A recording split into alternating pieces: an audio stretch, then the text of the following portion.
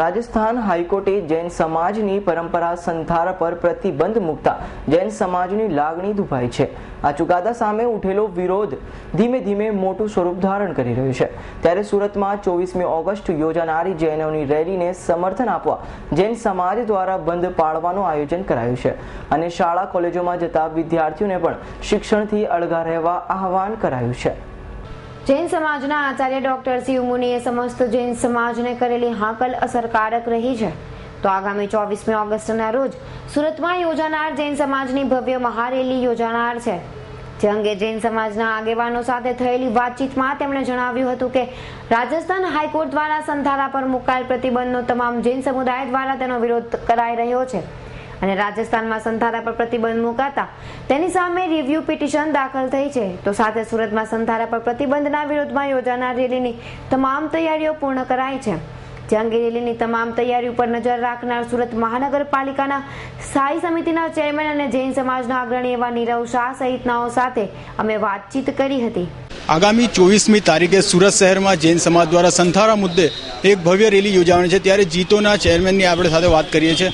યોગેશભાઈ, આગામી 24મી જે રેલી નીકળનાર છે તે અંગે કેવી રીતે રેલીનું આયોજન કરાયું છે? આમાં સકલ સુરત જૈન સંઘના જે ચારો ફિરકા છે બધા મળીને એકજૂટ થઈને આ રેલીનું આયોજન કરેલું છે। જો રેલી સરગમ શોપિંગ સેન્ટરથી નીકળશે ને કલેક્ટર કચેરી જશે, બધી શિસ્તબદ્ધ મૌન રેલી અનુશાસનપૂર્વક નીકળશે ને આ જૈનોની તાકાત, અહિંસામાં બી કેટલી તાકાત છે આ બધી વિશ્વને બતાડશે।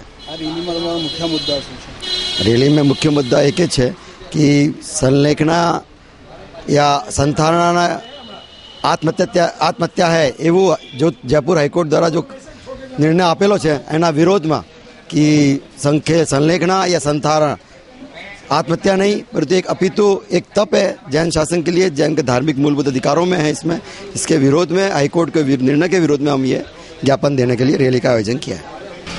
આગામી 24મી તારીખે સુરત શહેરમાં જૈન સમાજ દ્વારા સંથારાને લઈને એક ભવ્ય રેલી યોજાવાની છે। ત્યારે રેલીના કન્વીનર અને સુરત મહાનગરપાલિકાના સ્થાયી સમિતિના ચેરમેન નીરવ શાહ સાહેબ જોડે આપણે વાત કરીશું। નીરવ શાહ સાહેબ, આગામી 24મી જે રેલી નીકળનાર છે તેના મુખ્ય મુદ્દો શું છે? આપણે આપ જાણો છો કે રાજસ્થાન હાઈકોર્ટ દ્વારા વર્ષોથી પ્રાચીન સમયથી ચાલી આવેલી એક અમારી પ્રણાલિકા, એક ધાર્મિક આસ્થા જે સંથારા કે સંલેખનાની બાબત છે એની પર રોક લગાવી અને એને આત્મહત્યામાં પ્રયાસ કરવાનો નિર્ણય કર્યો છે।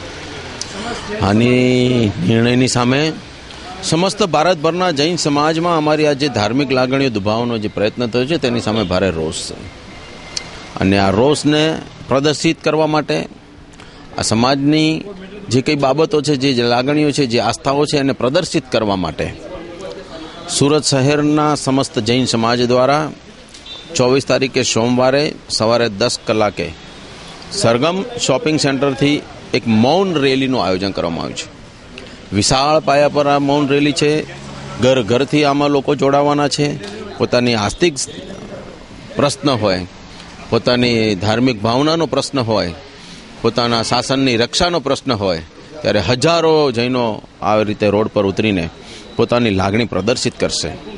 આ માટે સુવ્યવસ્થિત આયોજન થાય, શાંત આયોજન થાય, મૌન રેલી નીકળે, લોકોની ટ્રાફિકની સમસ્યાઓને ન નડે તે પ્રકારની આયોજન માટે દિવસ રાત અત્યારે અમારા હજારો યુવાનો અત્યારે કાર્ય કરી રહ્યા છે અને આ રેલીને સફળતા બનાવવા માટે હજારો યુવાનો કામે લાગેલા છે।